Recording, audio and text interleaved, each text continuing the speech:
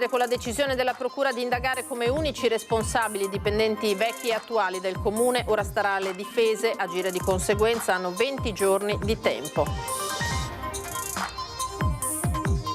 A Tessera il questore Bonaccorso traccia il bilancio dell'attività di polizia del 2025, aumentate le espulsioni e i rimpatri, mentre si discuterà di riattivare le zone rosse in vista delle festività natalizie. Bosco dello Sport, continuano i lavori, varato il terzo concio del nuovo viadotto di scavalco del raccordo autostradale di Tessera, cantiere ultimato al 70%. Residenzialità pubblica, Insula e Comune tracciano un bilancio e illustrano i progetti previsti per i prossimi anni tra terraferma, centro storico e isole. L'assessore Venturini: serve fare di più. Al 10° reparto volo della Polizia di Venezia, a 2 passi dall'aeroporto, Babbo Natale è atterrato in pista per i bambini delle case famiglia.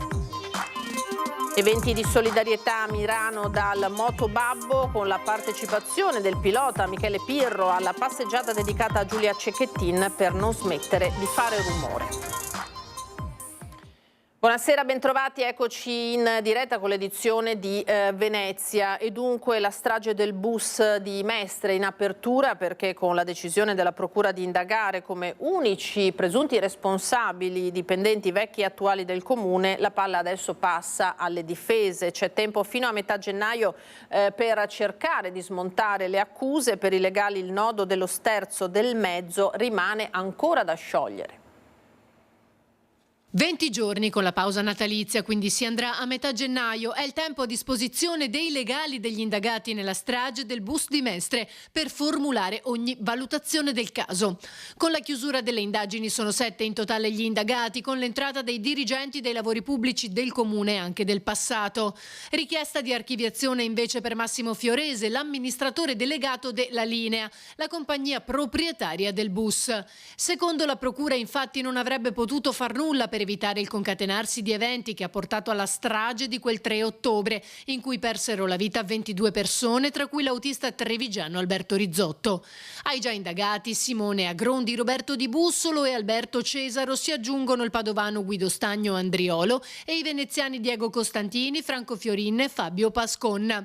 Sulla vicenda è intervenuto il vicepresidente Dem della Commissione Trasporti in Consiglio regionale. Che ci auguriamo che si vada avanti, che si individuino le responsabilità, lasciando fuori la demagogia, e che si faccia chiarezza di una tragedia così grande e immane che non può essere derubricata o lasciata nel tempo nella scatola del dimenticatorio. Quindi si faccia chiarezza, non diciamo nulla quando ci sono le indagini e quando c'è della gente indagata, perché insomma siamo garantisti, però ci auguriamo che ci sia in modo chiaro e fermo un'attenzione per giungere alla verità, perché è un capitolo davvero buio della nostra storia veneziana. Se l'avvocato di Fiorese al momento non commenta, i legali dei primi indagati hanno invece diffuso una nota congiunta in cui si legge: le difese, in attesa di esaminare gli atti del fascicolo dei pubblici ministeri, non nascondono la propria meraviglia. La Procura della Repubblica, all'esito di un'indagine durata oltre 2 anni, ha ritenuto di attribuire tutte le responsabilità dell'incidente unicamente ad alcuni dipendenti del Comune di Venezia, nonostante il varco fosse presente sin dagli anni 60. Poi c'è la questione dello sterzo, su cui tra l'altro ci fu chi testimoniò ai nostri microfoni che molti mezzi della Linea avessero anomalie in tal senso. Stupisce, scrivono infatti i legali, che la rottura dello sterzo di un autobus praticamente nuovo, fatto che ha innescato l'incidente, non sia stata considerata tra le cause del sinistro. Per certo il bus non è sbandato per cause naturali e non è normale che per oltre 3 secondi e mezzo dal primo urto contro il guardrail, al quale ne sono seguiti altri, non ci siano frenate. Confidiamo, continuano ancora i legali, che le ragioni di tali scelte possano trovare una spiegazione negli atti. Lo si deve agli indagati, alle vittime e alle loro famiglie, e le difese si batteranno perché l'evento sia riconosciuto nella sua compiutezza. Le accuse per gli indagati sono a vario titolo di omicidio colposo, lesioni colpose, stradali e crollo colposo. Principio di incendio nella stiva di una nave mercantile che trasporta materiale ferroso, battente bandiera della Repubblica delle Isole Marshall, a 3 miglia al largo di Malamocco. La Capitaneria di Porto è sul posto e sta coordinando le operazioni. La situazione è al momento sotto controllo. Il nucleo portuale dei Vigili del Fuoco ha effettuato il monitoraggio della temperatura dall'esterno, eseguita Anche una ricognizione aerea da parte dell'elicottero del reparto volo di Venezia. I soccorritori restano in attesa dell'autorizzazione del comandante per salire a bordo. Al momento non risultano dei feriti. A Tessera il questore Bonaccorso ha tracciato il bilancio dell'attività della polizia nel 2025, aumentate le espulsioni e i rimpatri, mentre si discuterà di riattivare le zone rosse in vista delle festività natalizie. Sulle espulsioni abbiamo lavorato molto, soprattutto sulle espulsioni che si concretizzano nell'accompagnamento al paese di origine piuttosto che nell'accompagnamento al CPR. Un anno record del 2025 per le espulsioni dal territorio veneziano di persone irregolari o ritenute pericolose. Azione mirata, quella della questura impegnata su più fronti anche con la polizia di frontiera. Riteniamo che sia molto importante l'utilizzo di misure di prevenzione, che sia molto importante l'utilizzo delle procedure amministrative per espulsioni, se orientate soprattutto nei confronti dei soggetti cui facevo cenno, cioè soggetti che esprimono grande pericolosità sociale. Controlli rafforzati per il Ponte delle Immacolate per le festività natalizie. Aumenta la mobilità, quindi aumenta rischi e pericoli di ogni genere. Il dato che la questura restituisce è quello dell'aumento di furti in abitazione proprio a ridosso delle vacanze, per questo che parallelamente aumentano i controlli straordinari nonché la presenza di personale della polizia stradale. Ci sarà una maggiore operatività, una maggiore presenza su strada, ci saranno dei contributi che in questo momento appunto non sono quantificabili ma che provengono dal Dipartimento. Prossimamente un tavolo in prefettura per discutere dell'opportunità di ripristinare, dato i risultati già ottenuti, le zone rosse nei punti caldi del centro storico in vista delle festività. Il Bosco dello Sport adesso con il punto sui lavori in corso ultimati al 70%, parliamo della viabilità.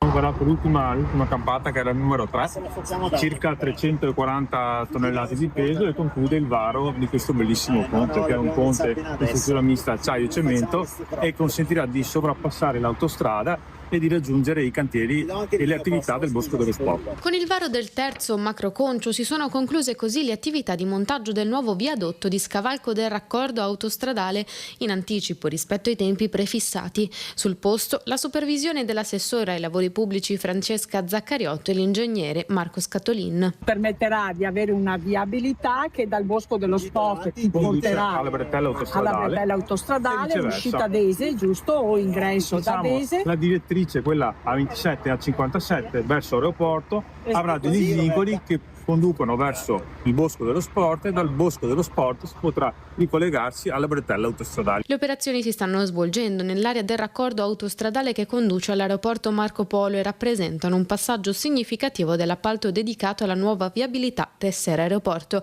avviata nel maggio 2024. Siamo ormai al 76% circa delle opere realizzate che fanno parte dell'appalto, e quindi questo ci porta con abbastanza attendibilità a pensare che con maggio circa del 2026 la parte della viabilità sarà completata. All'M9 invece un incontro con gli addetti ai lavori per parlare delle nuove frontiere dell'abitare per Venezia, isole e terraferma.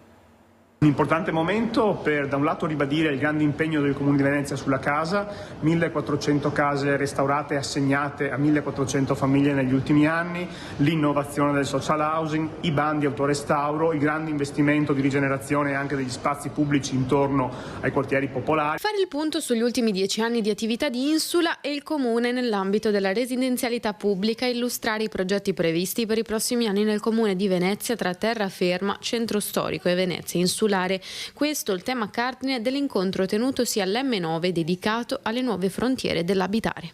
Abbiamo ascoltato grandi accademici, grandi professori universitari, grandi esperienze di altre grandi città europee, e abbiamo ascoltato con loro quali possono essere modelli di collaborazione pubblico-privato per rimettere in gioco anche il patrimonio abitativo, non solo quello pubblico, all'interno della ricerca di case e della pressione di individuare case. 106 milioni di euro di finanziamenti che abbiamo trasformato in lavori per il riatto veloce, riatto più complessi, manutenzioni, manutenzioni, circa 2 milioni e mezzo di manutenzioni spesi ogni anno. Il super bonus, altri 30 milioni di euro. C'è ancora molto da fare, ma grazie al piano casa e grazie al Comune di Venezia che ci dà fondi certi da qui fino al 2029, siamo sicuri di essere in grado di offrire sempre gli alloggi pubblici al Comune di Venezia affinché vengano assegnati a nuove famiglie per costruire loro il nuovo futuro. Serve però anche una riforma complessiva, secondo me, legata anche a una nuova legge regionale sulla casa che ci dia maggior libertà e dall'altra parte anche un ripensamento del ruolo delle ATER che dovrebbero, secondo me, nei comuni capoluogo lasciare il patrimonio e le risorse ai comuni per evitare un doppione, un dualismo tra comune e ATER. Apriamo la pagina legata agli appuntamenti del Natale, incominciamo dagli eventi di solidarietà a Mirano.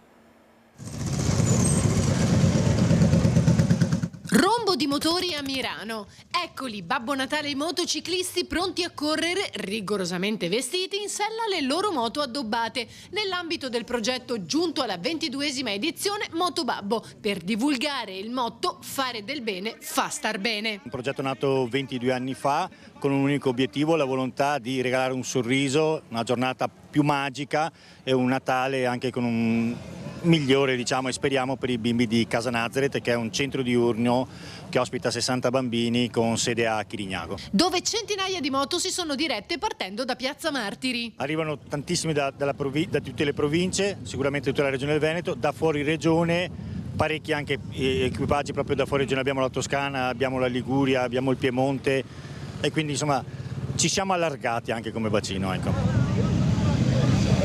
Testimonial di questa edizione il pilota di MotoGP Michele Pirro. Ci tenevo tantissimo ad essere qui e credo che sia una cosa speciale, perché fare del bene e far star bene è una cosa importante. Andare a Casa Nazareth, dare dei doni a dei ragazzi meno fortunati, perché sappiamo che la vita è complicata e ci sono persone magari meno fortunate, quindi il supporto, l'unione può fare la differenza, quindi un onore essere qui e alcune volte è anche un dovere da parte magari di ragazzi come me, che magari hanno avuto tanto dallo sport, dalla vita, a poter magari mettersi a disposizione. Vedere tanti motociclisti comunque a dicembre uniti per una buona causa è qualcosa di unico. Ma non è l'unica iniziativa di solidarietà a Mirano, perché domenica c'è un nuovo appuntamento, questa volta dedicato a Giulia Cecchettin, cui prenderà parte anche il padre Gino. Mirano vuole esserci sempre, non solo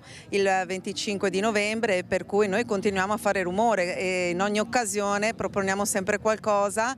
Domani una passeggiata di solidarietà dove faremo rumore, quindi Babbi a spasso per Giulia. Una passeggiata di 2,5 km circa, raggiungeremo la casa di riposo Luigi Mariutto e lì daremo un saluto a tutti gli ospiti della casa di riposo per poi rientrare in piazza. È un modo per dire ci siamo e quindi una collettività che risponde sempre con una grande responsabilità. E Babbo Natale è arrivato anche al reparto volo della Polizia di Venezia.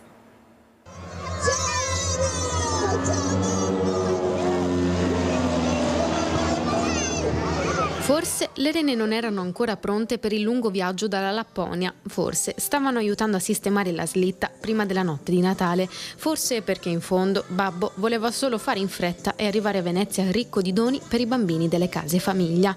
È per questo quindi che ha deciso di prendere un aereo, ma non di linea, no, un aereo speciale, quello della polizia. Io non sono tanto abituato a fare i viaggi in aereo, con le renne me la cavo molto bene, ma comunque dai, è andata più che bene, dai. Sono stato contento quando che dall'alto ho visto tutti i bambini che mi salutavano. Ciao babbo! Atterrato all'aeroporto, scortato dai suoi folletti e dagli uomini in divisa, eccolo, tanto atteso quanto amato in un gioco magico, sparito dall'aereo, è comparso a bordo dell'auto di servizio della polizia, perché si sa, Babbo Natale è magico. Una mattinata fuori dall'ordinario, il reparto volo di Venezia ha fatto spazio all'interno dell'hangar addobbato a festa per accogliere i piccoli bambini delle case famiglia, un momento di gioia e serenità. Babbo Natale è arrivato sull'aereo della Polizia di Stato, con tanti sacchi in juta pieni di sacchetti con dolciumi, libri, album da colorare, una giornata bellissima. Questa è la festa di Natale della Polizia di Stato, è una festa in cui noi coinvolgiamo tutti i bambini orfani delle case famiglia del Veneziano per donar loro, grazie al prezioso supporto di una serie di ditte più o meno grosse del territorio, per donar loro una giornata di spensieratezza.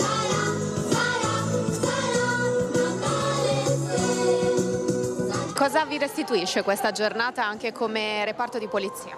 Ci restituisce il senso del nostro lavoro, il nostro essere vicini alla gente, la polizia di prossimità, la polizia che c'è sempre. Babbo Natale è una persona gentile, quindi porterà a tutti. Cosa insegna Babbo Natale, soprattutto questa giornata che condividete anche con tanti bambini diversi?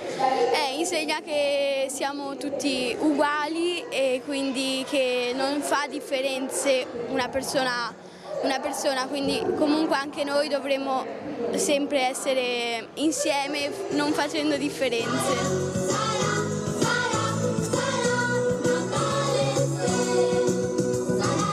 Fate i bravi. Ciao a tutti e buon Natale a tutti.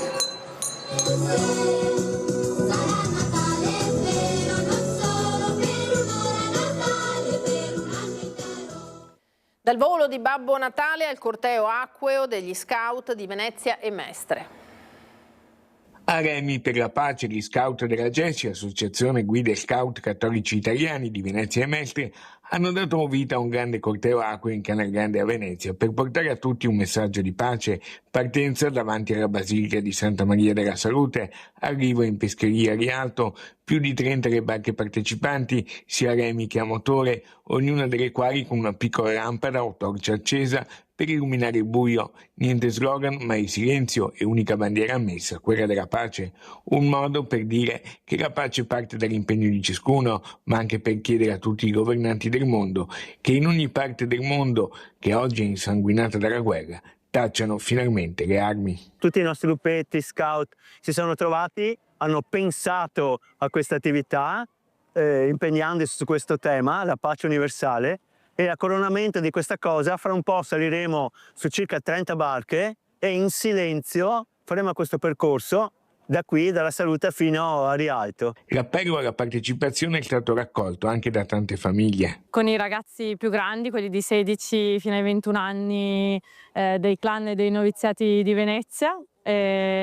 Abbiamo avuto delle testimonianze riguardo al Giubileo della Speranza in Ucraina che si è tenuto poco tempo fa, e ora sono tutti qua che si confrontano sul tema della guerra, su che azione possiamo fare, che ruolo possiamo avere e come reagire a queste notizie che ci sono nel mondo. Prima del corteo, molti laboratori per riflettere e chiedere la pace, certo in Ucraina e a Gaza, ma anche nei circa 65 conflitti attualmente in corso nel mondo. Con tutti i reparti di Venezia abbiamo fatto un orienteering in tutta la zona della Salute, qui nei dintorni, dove appunto con le varie squadriglie si andava in giro a cercare le lanterne, e ogni lanterna al suo interno aveva o una storia di pace, dove c'era la guerra e dove qualcuno, una persona, ha deciso di fare un gesto concreto e provare quindi a portare pace nel mondo, e altre lanterne in cui invece c'era una bandiera, dove sotto la bandiera c'era un aneddoto su quella nazione, a volte di pace, a volte di altro. Era l'ultimo servizio per questa edizione, grazie per averci seguito. Tra poco come sempre le previsioni del tempo, arrivederci.